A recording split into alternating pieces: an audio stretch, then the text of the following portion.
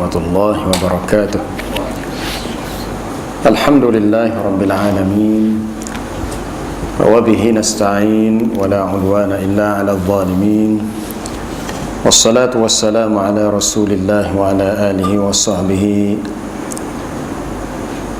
wa man ihtada bihadihi wastanna bisunnatihi wa man tabi'ahum bi ihsan ila yaumiddin. Rabbi shrah li sadri wa yassir li amri wa hlul 'uqdatam min lisani yafqahu qawli.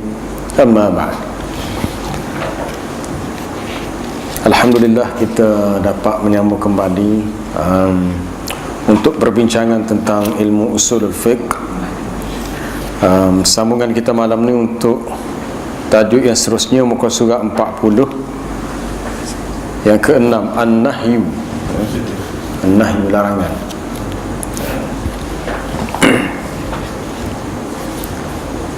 Definisinya An-Nahyu dari sudut istilah ialah kata-kata yang mengandungi permintaan meninggalkan perbuatan dari pihak yang lebih tinggi kedudukannya, menggunakan satu bentuk fi'il, iaitu al-mudhari'. Fi'il maknanya perbuatan yang merujuk kepada perbuatan yang sedang berlaku. Mudhari' ini present tense lah, perbuatan sedang berlaku yang diiringi dengan la. La ni maknanya tidak ataupun dengan maksud larangan.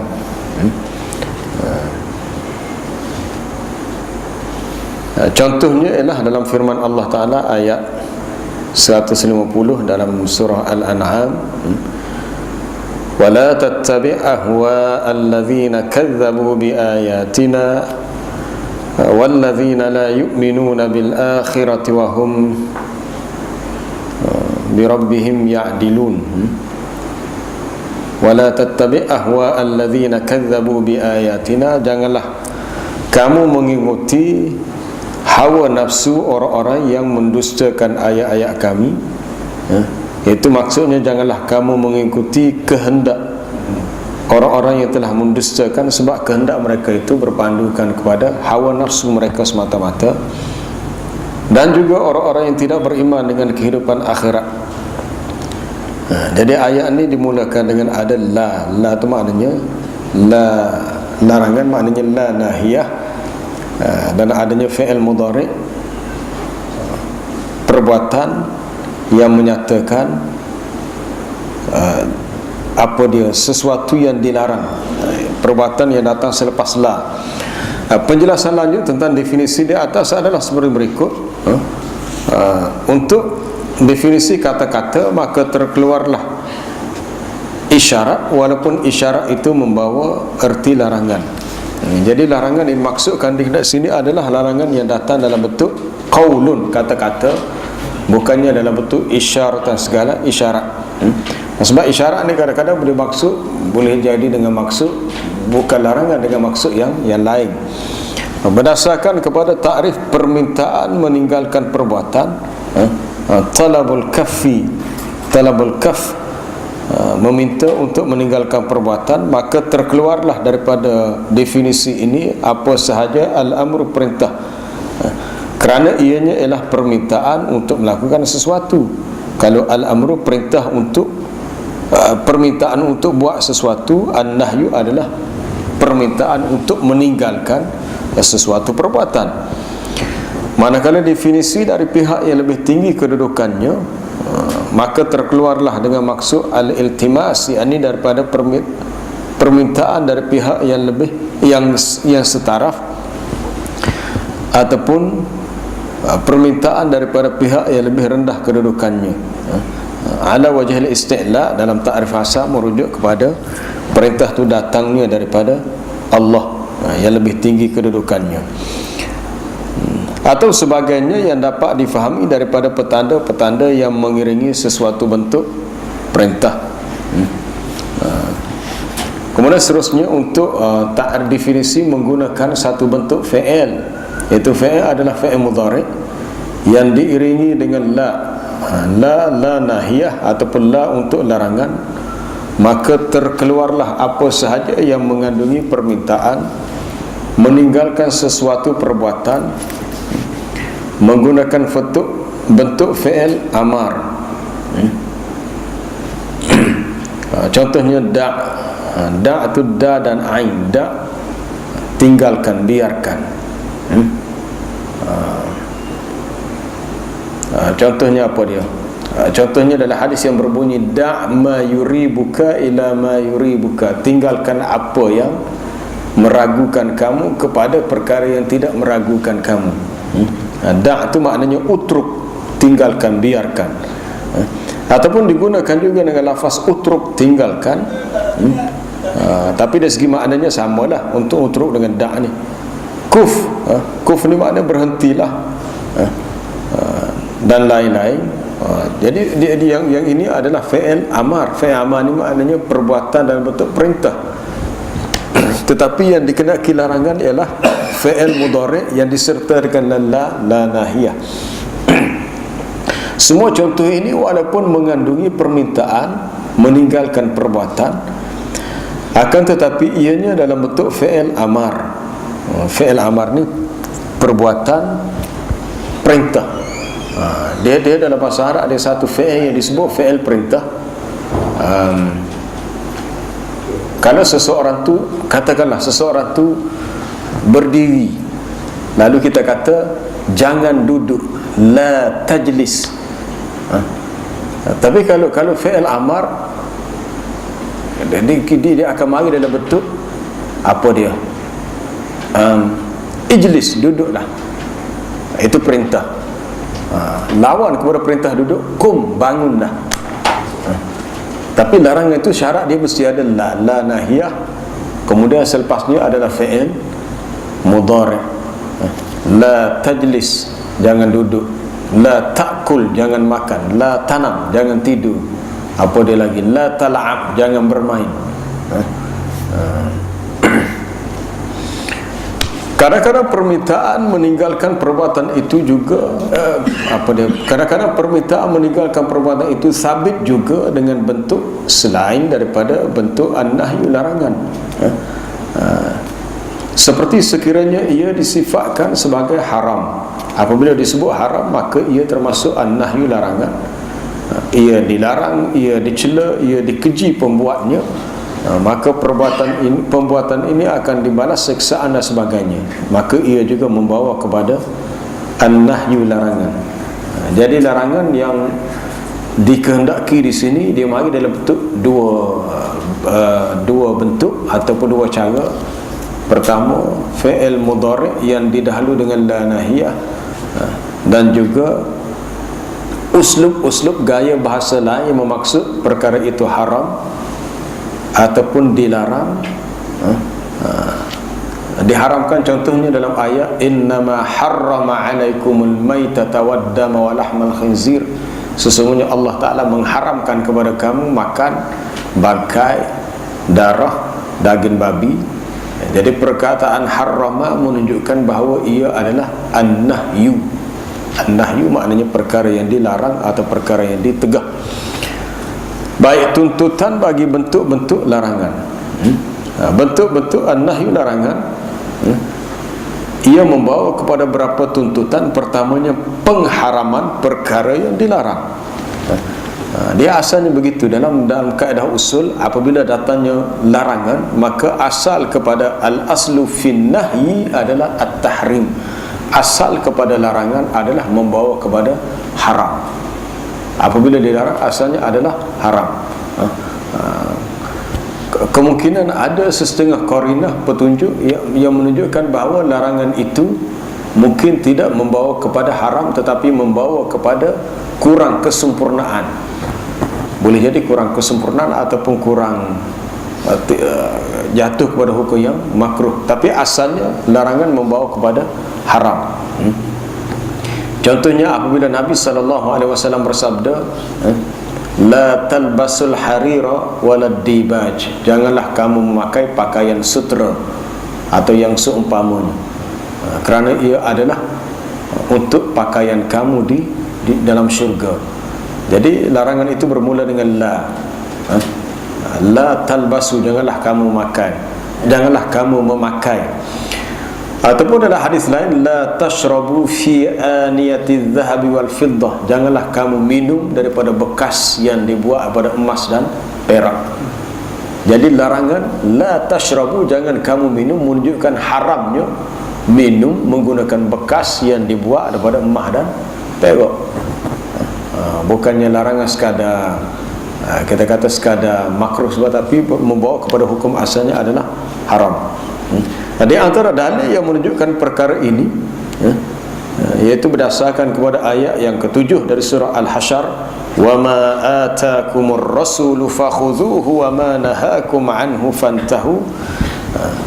Dan apa yang diberikan oleh Rasul kepada kamu, maka terimalah ia, dan apa yang dilarang olehnya, apa yang dilarangnya bagi kamu, maka tinggalkanlah ia. Apa-apa yang Rasul berikan kepada kamu, maka kamu ambil. Apa yang dilarang daripadanya, hendaklah kamu berhenti. Termasuklah perkara yang dilarang oleh Rasul ialah apa dia?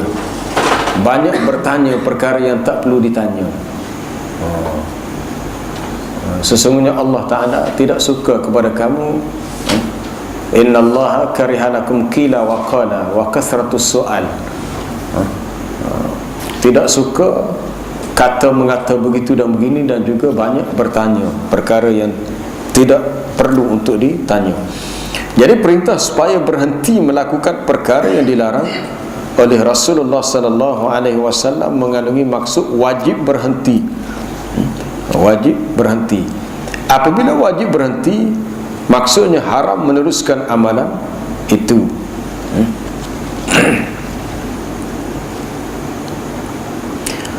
Baik, yang kedua, bentuk larangan yang kedua ialah menyatakan kefasadan perkara yang dilarang. Fasad maknanya rosak.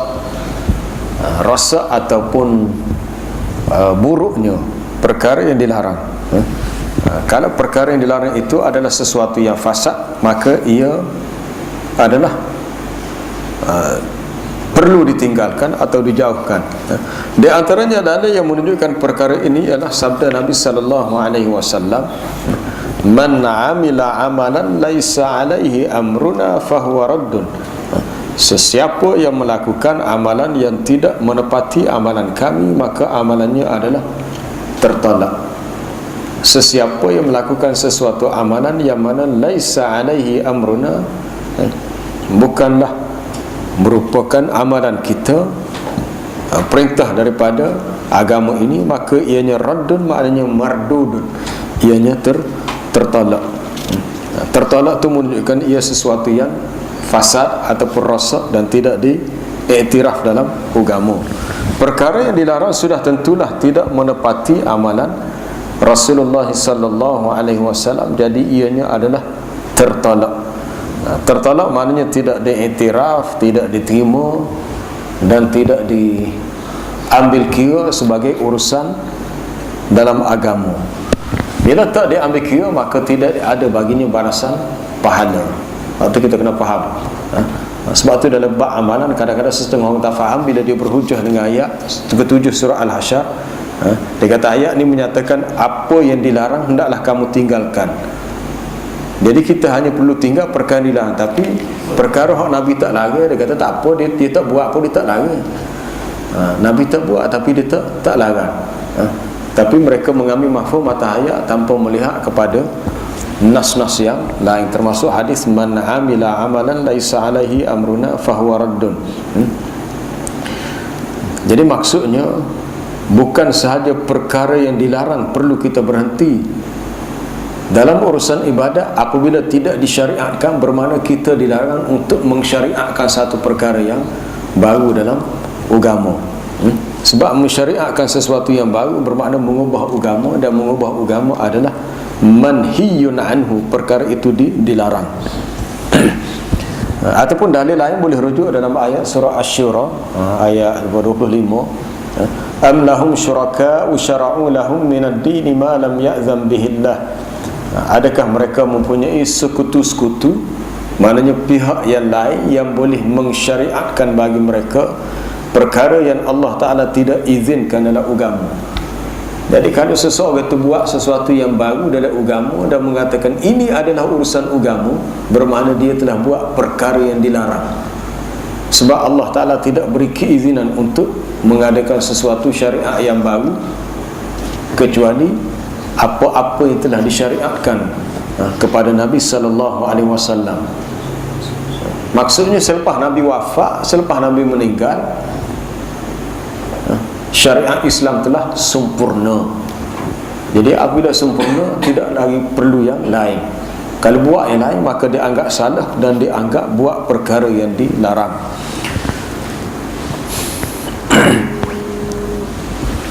Baik, penulis ni menyebut dalam mazhab kita, merujuk kepada mazhab Imam Ahmad bin Hanbal atau mazhab Hanbali, yang penulis asal ni kata terdapat penerangan tentang kesahihan atau kebatilan sesuatu yang diharamkan. Terdapat penjelasan tentang sahih ni maknanya betul atau tidak, batil itu maknanya salah, salah ataupun tak kena lah. Kesahihan di sini diterima sebagai benda yang betul, dan batil ni ia dianggap sebagai perkara yang salah. Tentang kesahihan atau kebatilan sesuatu yang diharamkan, pertamanya sekiranya larangan itu bersangkutan dengan zat atau syarak perkara yang dilarang, ianya berarti ia sesuatu yang batil. Batil ni batal lah, sesuatu yang dianggap salah, batal.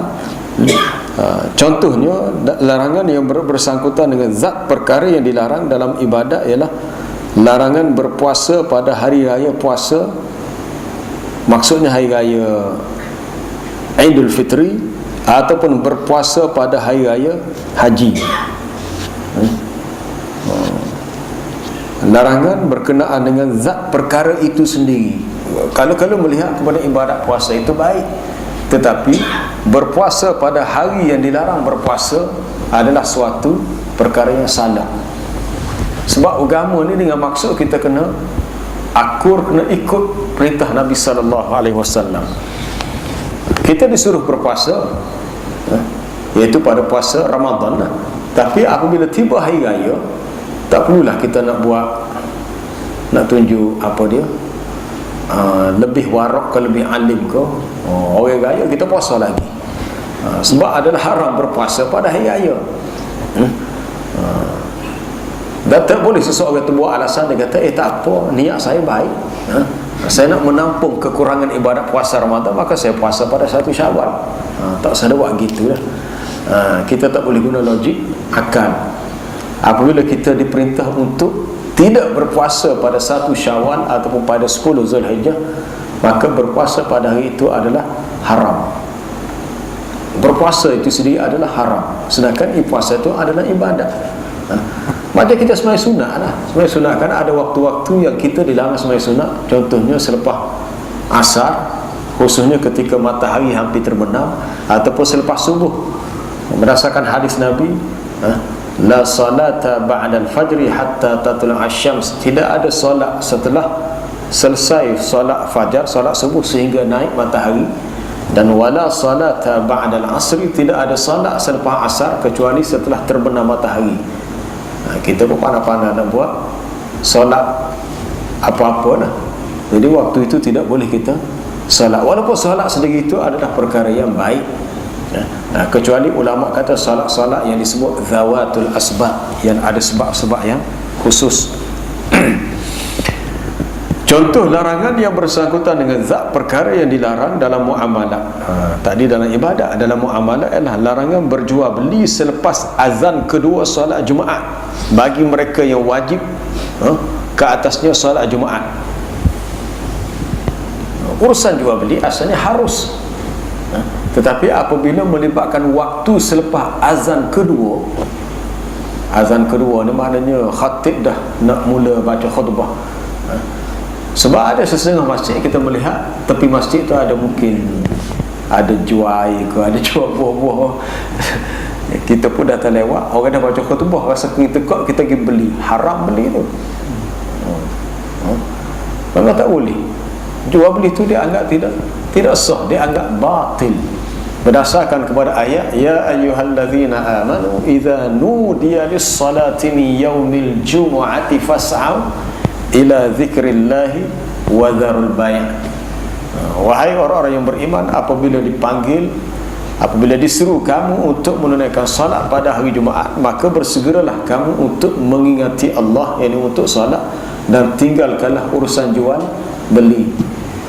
Jadi apabila masuk azan yang kedua, urusan jual beli tak dibenarkan, kecuali kalau orang yang mengadakan urusan jual beli itu adalah orang yang tidak wajib Jumaat. Contohnya kanak-kanak yang belum balik, ataupun kaum wanita. Azan dah, azan kedua dah, dia pergi kedai runcit nak beli, mungkin nak masak tengah hari, tengok garis habis. Maka kalau orang beli itu adalah seorang suri rumah tangga, tak apalah. Tapi kalau seorang lelaki yang wajib ke atasnya Jumaat, orang pergi masjid, dia sibuk pergi kedai, itu tak boleh lah. Maka jual beli itu adalah haram. Ni kita kena tahu hukum ni. Setengah tu hak berat lagi, hak tak sembahyang Jumaat, lepas tu lah banyaklah perkara-perkara yang tak sepatutnya berlaku. Ini semua berpunca daripada kejahilan, menyebabkan manusia lalai dengan hukum-hukum agama. Kemudian contoh larangan yang bersangkutan dengan syarak perkara yang dilarang dalam ibadat ialah memakai sutra bagi lelaki. Itu dah telah disebut tadi, dia punya matan hadis tadi, la talbasul harir, janganlah kamu memakai pakaian sutra. Sekiranya seorang lelaki menutup aurat, yakni syarat untuk sah salat dengan kain yang dilarang, tidak sah salatnya kerana larangan itu bersangkutan dengan syarat sah salat. Kain yang dilarang maksudnya kain yang dibuat daripada bahan terlarang.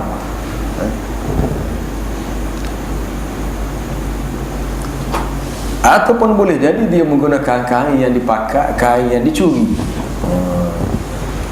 Dia curi kain.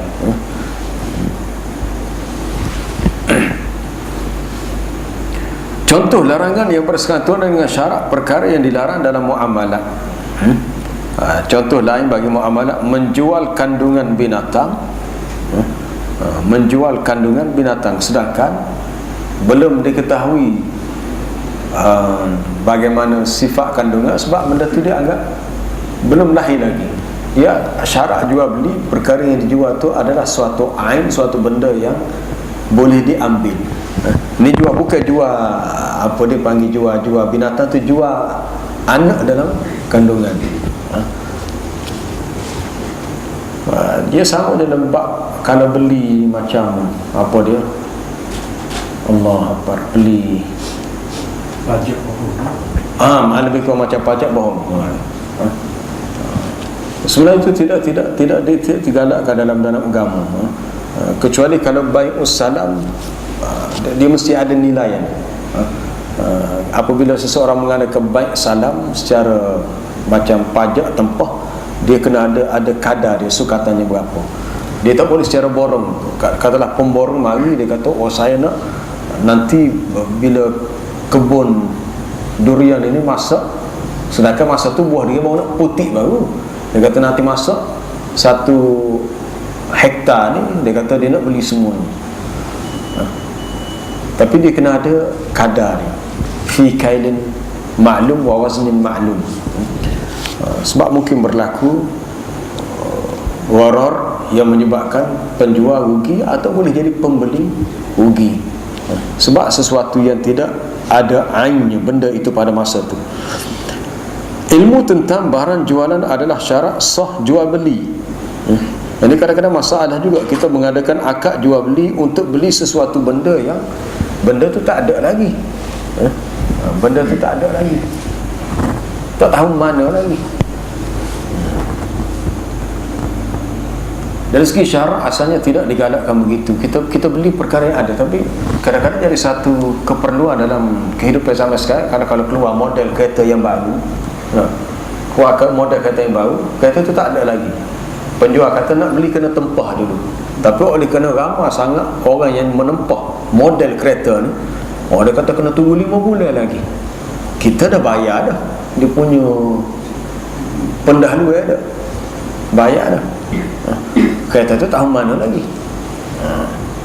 Jadi perlu ada suatu dipanggil dhaman, suatu jaminan daripada pihak penjual bahawasanya apa yang hendak dibeli pasti akan dimiliki. Sebab asalnya dia mesti beli tu bil qabdi, kecuali kalau kita pergi kedah kereta tu ada dah siap ada, kita beli terus.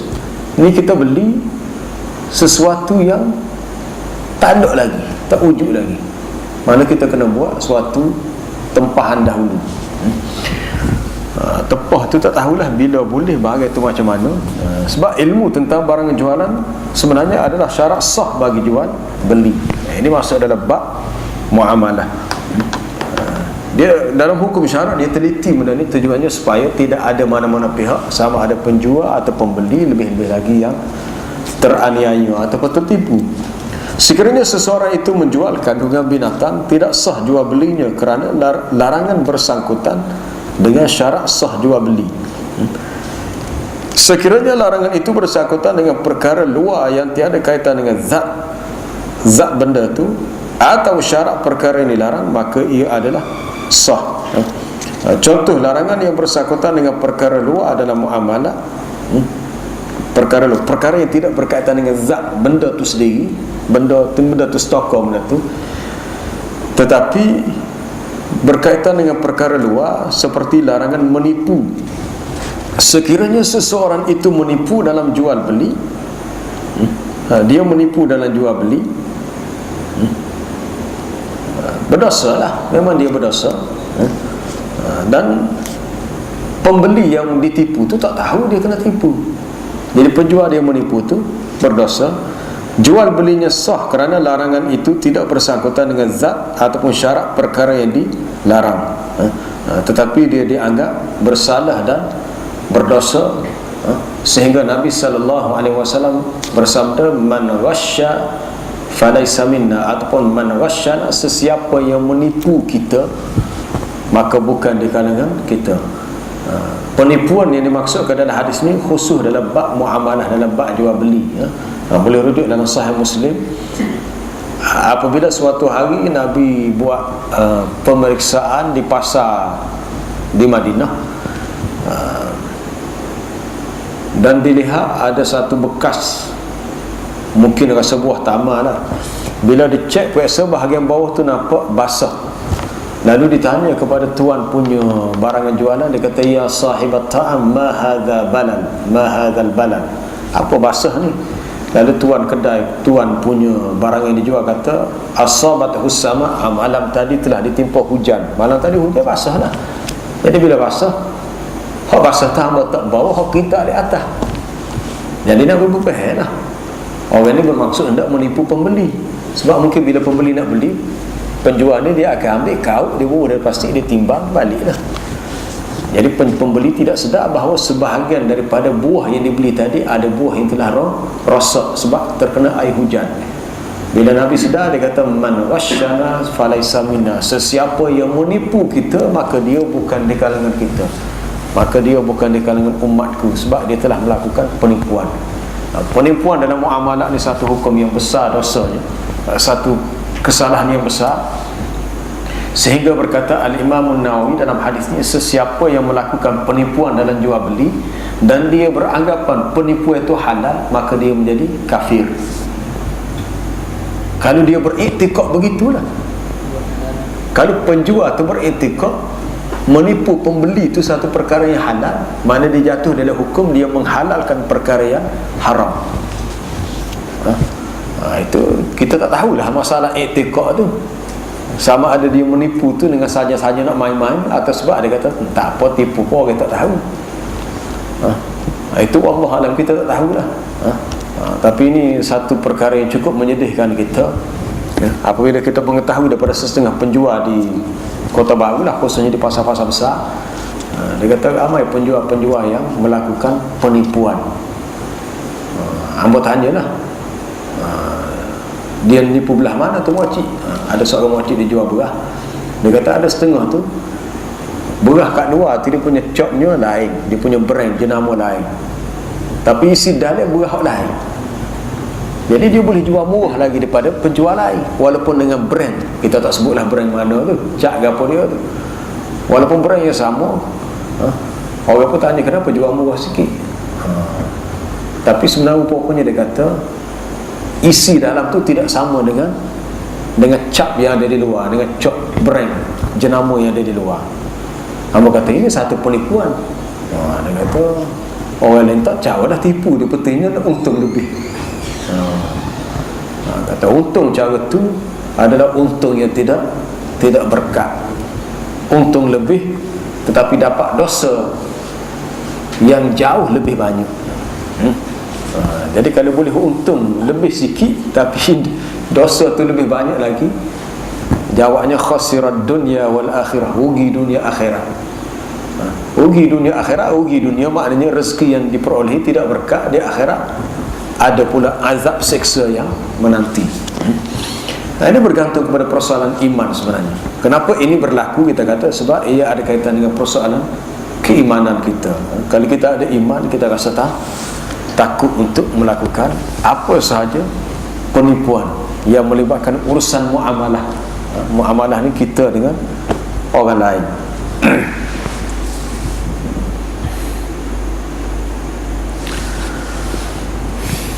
Kadang-kadang larangan tidak menunjukkan pengharaman dan bertukar kepada hukum lain. Yang kita bicara tadi, larangan yang membawa kepada haram. Ada juga larangan yang membawa kepada karahah, makruh. Makruh ini makna sesuatu yang tidak disukai dan lebih baik dielakkan. Contohnya sabda Nabi SAW, la yumsikanna ahadukum dzakarahu biyaminihi wa huwa yabul. Janganlah seseorang daripada kamu menyentuh kemaluannya dengan tangan kanan semasa buang air kecil. Jangan pegang dengan tangan kanan, sebab tangan kanan untuk benda yang bersih, tapi untuk sama ada untuk buang air besar, untuk basuh selepas selesai buang air kecil, air besar, guna tangan kiri. Jumhur atau majoriti ulama menyatakan bahawa larangan di sini bererti makruh, kerana anggota kemaluan adalah sebahagian daripada anggota badan manusia. Hikmah larangan ialah untuk menjaga kesucian tangan kanan. Mungkin setengah orang tu buat alasan, dia kata kalau pegang tangan kanan, lepas tu kita boleh basuh pula, dia kata kalau ada unsur bersih.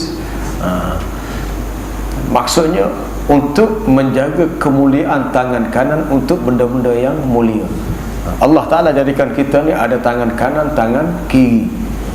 Selain daripada untuk benda yang bersih, benda yang kotor, kanan kiri ini adalah simbolik kepada sesuatu yang positif dan negatif. Kita masuk ke masjid contohnya, kita disunatkan lakuh kaki kanan. Kita masuk tandas kaki kiri, masuk sebuah tolak ya.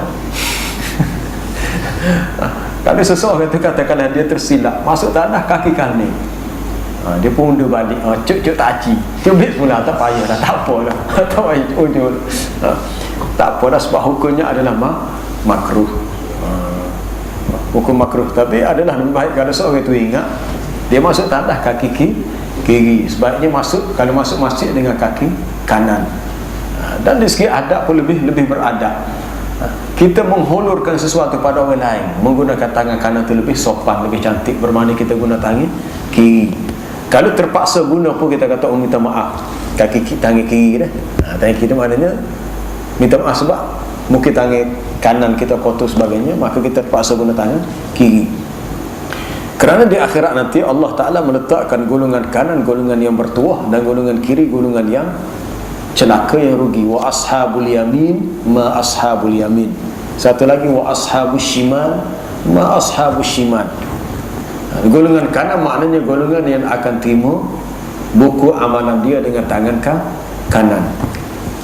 Golongan kiri, golongan yang akan menerima buku amalannya dengan tangan kiri. Tapi di dunia pun begitu juga dari segi hukumnya. Perkara yang bersih atau perkara yang baik dengan tangan kanan, perkara yang kurang baik, yang kotor dengan tangan kiri. Simboliknya begitu.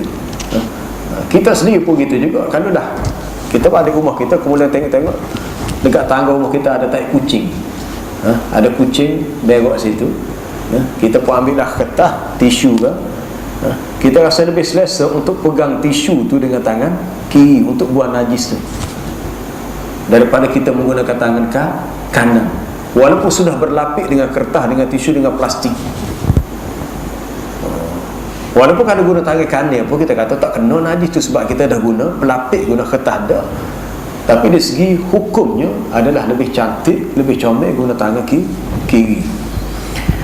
Kemudian yang kedua, larangan itu boleh jadi membawa kepada suatu irsyad. Irsyad ini sebagai suatu tunjuk ajar, tidak membawa kepada makruh ataupun haram, tapi sebagai suatu tunjuk ajar, panduan untuk kita lah, untuk kita amalkan.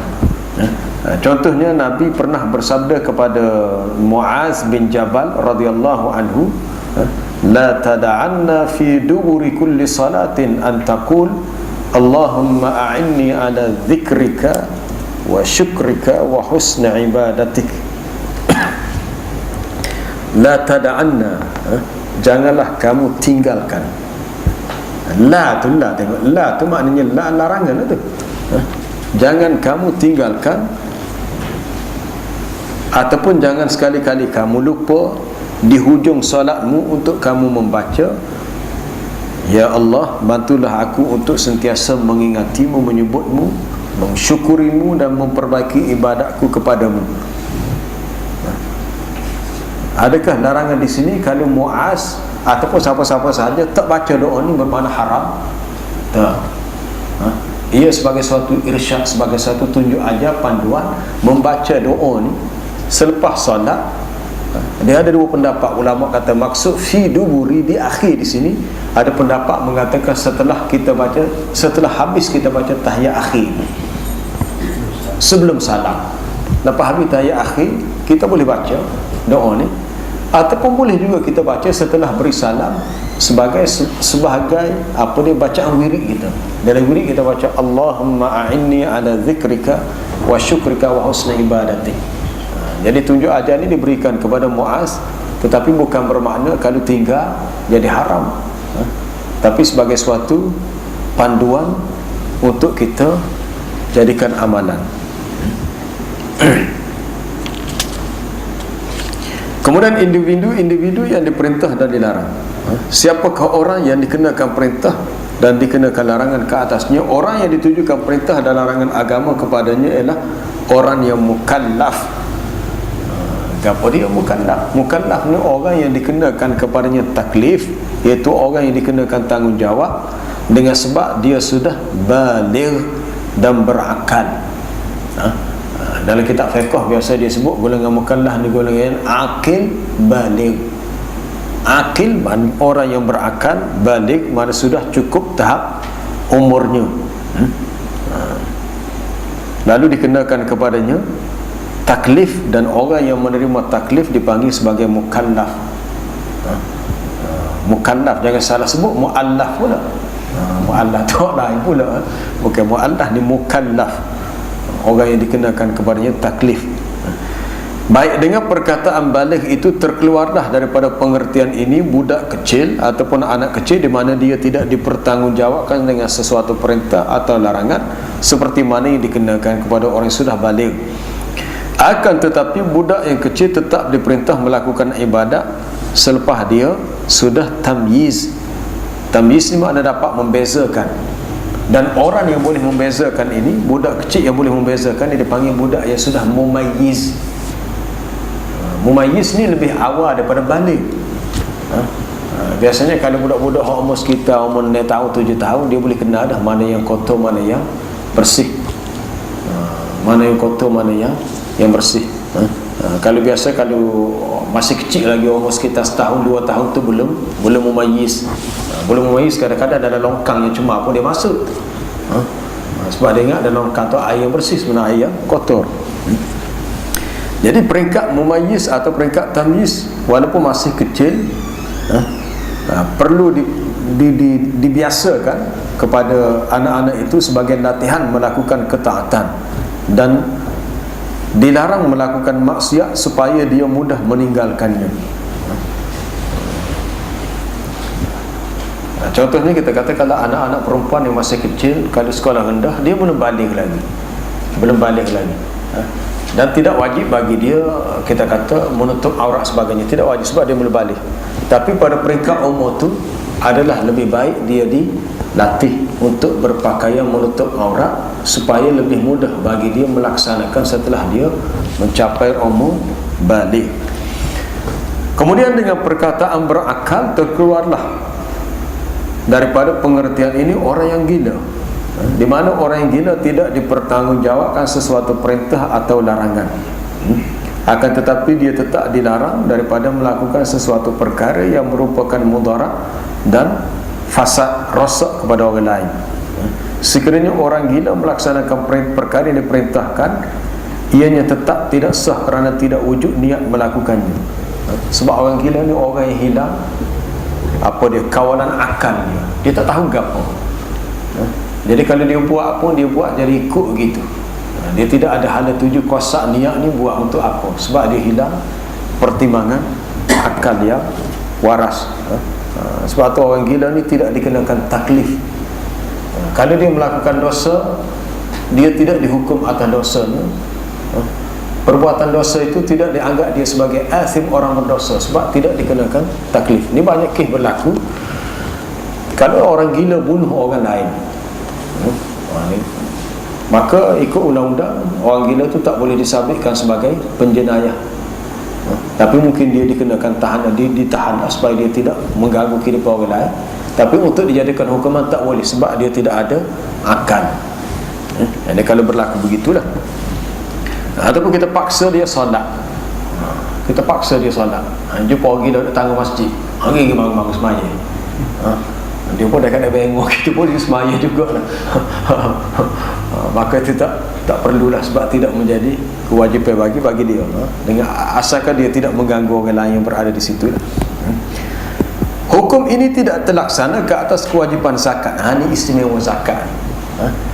Zakat kalau seorang kanak-kanak yang memiliki harta yang banyak, walaupun kanak-kanak itu belum baligh, belum cukup umur, maksud harta banyak ni katakanlah dia ni anak orang kaya, ditakdirkan oleh Allah Ta'ala ibu bapanya meninggal dunia, boleh jadi berlaku kemalangan ke apa. Jadi ibu bapa yang kaya raya ni meninggalkan harta benda kepada anaknya yang masih kecil. Jadi wali penjaga kepada budak ni kena bayar zakat. Sebab syarat wajib zakat bukan menjadi syarat wajib zakat bahawa pemilik harta itu baligh. Walaupun dia masih kecil, umur 10 tahun, tapi harta banyak. Harta yang diwarisi daripada ibu bapa yang telah meninggal dunia, sebab ibu bapa dia tu orang kaya. Cuma budak ni nak uruskan sendiri tak boleh lah, sebab dia masih kecil. Jadi harta tu diberi amanah kepada orang lain lah, sama ada boleh jadi pak saudara dia ke ahli keluarga terdekat yang itulah yang akan bayar zakat bagi pihak pemilik asal harta anak tadi. Hukum ini tidak terlaksana ke atas kewajipan zakat dan hak harta budak kecil atau orang gila. Ini kerana kewajipan perkara ini bergantung kepada sebab-sebab tertentu untuk pengsabitan hukumnya. Dalam hal ini perkara yang diambil kira ialah sebab dan bukannya pembuatnya. Wallahu alam. Kita berhenti setakat tu muka surat 44. Masih ada lagi sambungannya muka surat 45 insya-Allah minggu depan. Ada soalan? Mungkin satu dua.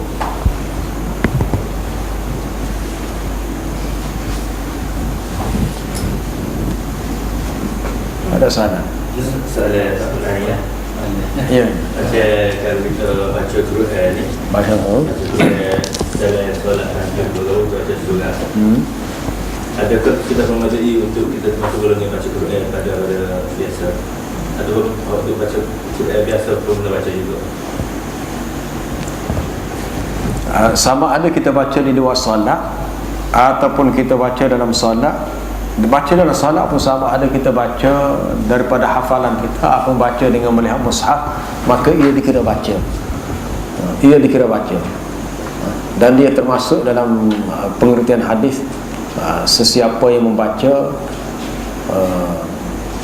man qara'a fi lailatin, sesiapa yang membaca dalam satu malam 100 ayat, apa dia, kutiba minal qanitin, nescaya ditulis ia di kalangan orang yang kuat beribadat. Kemudian kalau membaca 1000 ayat, hadis tu umum, sama ada dia baca pada waktu malam itu, baca di luar solat, di luar semaya dia, atau baca dalam solat. Baca dalam solat sama ada baca daripada hafalannya kalau dia hafal, ataupun baca dengan meletakkan mushaf di depan yang besar, maka dia termasuk dalam pengertian dia baca juga. Yang pentingnya baca lah. Tapi kalau kita hafal dan kita ingat, lebih baik kita baca daripada hafalan lah. Ya. Saya lagi sebenarnya ada tadi, kalau kena dengan macam berokat anu, dan mana? Gue ada kata anu lagi, gue anu lagi. Dia broka ni, dia hukum tu ada, dipanggil hukum simsar, bahasa Arab sebut as-simsar.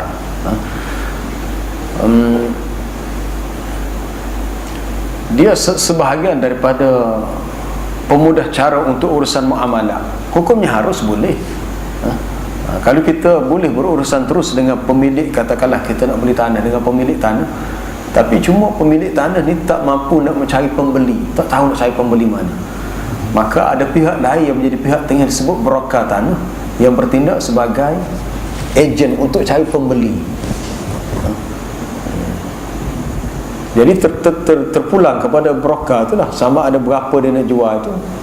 Tapi sebenarnya dia telah diberi amanah bagi pemilik asal tanah tadi untuk jual tanah tu.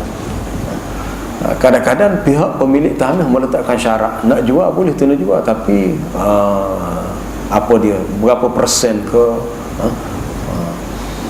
macam-macam lah cara dia punya tu. Tapi ada kalau broker tanah ni dia beli dengan pemilik tanah, dia tak tukar geran tanah, tak tukar nama atau geran tanah. Kalau kita tahu gitulah, sebabnya lepas ni dia akan jual pada orang lain pula. Maka mungkin jadi dia beli tanah tu dengan harga, kita kata mungkin dia beli borong dengan harga berapa, 1 ekar tu dengan harga, kalau kapung kita kata ambil mudah contoh 70,000. Tak. Lepas tu dia pada sekar tu dia pecah lok pula, berapa lok, dia boleh jual pula satu lok tu berapa. Jadi dia akan dapat untung. Itu hak dia dalam jual beli. Dia tidak berlaku penipuan di situ. Cuma dari segi urusan bagi pembeli, kalau nak jumpa terus dengan pemilik tanah nak jual tu mungkin ada. Sebab biasa broker yang kita tahu, broker dia akan buat semua. Bila dia jual, dia akan siap semua urusan dari segi dengan lawyernya, dengan pejabat tanahnya, tukar milik tanah gitu. Tapi pemilik asal tanah kalau dia jual secara by hand kepada pembeli, dia tak boleh buat gitu. Sebab dia melibatkan banyak prosedur-prosedur lain yang melibatkan undang-undang hartanah. Lalu tuan nak jual 1,000. Broker tu di akad harga sampai ke 200,000 atau 150,000. Tapi urusan dia broker dengan tuan asal tu, tak ada urusan jual beli apa lagi. Cuma dia cari pelanggan, dia kata tanah ni 150,000. Sedangkan tuan asal nak 100,000 ya. Itu tak boleh. Atau tu dikira langgar perjanjian. Salah nak langgar perjanjian. Kalau broker ni dah setuju dengan pemilik tanah asal, dia kata nak jual dengan harga tu, dan broker ni akan diberi berapa persen, kamu akan dapat berapa ratus. Dia kena ada syarat itu, syarat yang jelas tu. Biasa broker memang buat begitu lah. Saya tu dia akan tahu syarat tu. Apa persen boleh ambil, harga lebih boleh ambil.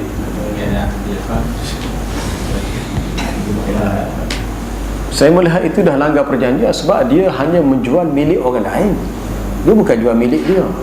Kalau dia letak harga lebih tinggi, boleh, dengan syarat dia beli tu daripada pemilik asal. Dia beli daripada tuan tanah, lepas tu dia jual, sebab harta tu dah jadi milik dia. Sekarang ini dia menjual bukan milik dia, dia menjual milik asal tu, pemilik asal. Jadi bila dia letak harga lebih daripada hak tu dan dia ambil untung, bermakna dia ambil untung atas angin hak orang lain. Dia melibatkan dua kontrak dalam satu transaksi, dia panggil salah. Memang salah. Dia tak boleh. Memang ada hadis melarang tak boleh menjual atas jualan. Sama juga dalam bab menyewa. Kita sewa Kita sewa serumah, kita tak duduk, kita sewa kat orang lain pula. Faham? Jadi tuan rumah asal dia kita duduk rumah tu. Nah. Katakanlah kita ada rumah sewa mungkin mana ya? Mungkin tidak di kita di Kota Baru, rumah sewa kita mungkin di Pasir Mah Kuala Keren. Ada orang sewa. Kita tak sedar orang sewa ni kita keluar nama dia menyewakan kepada orang yang kedua. Tuan asal ni dapat mungkin 300 bulan, tapi hak ni sewa ke dia 400, atas angin dia boleh 100. Haram, tak boleh. Dia melibatkan dua akad dalam satu transaksi, tak ni salah. Sama juga dalam jual beli tadi. Kecuali kalau broker tu dia beli teruh daripada pemilik asal, dia jual dengan harga dia sendiri, okey, tak apa, sebab hak dia. Tapi sekarang ni dia jual hak orang lain, tetapi dia buat harga dia sendiri, maka itu dianggap melanggar syarat asal. Salah, memang salah. Dari muamalah tu salah. InsyaAllah kita sambung lain kali lah. 10 suku lagi. Subhanakallah bihamdika asyhadu an la ilaha illa anta astaghfiruka wa atubu ilaik.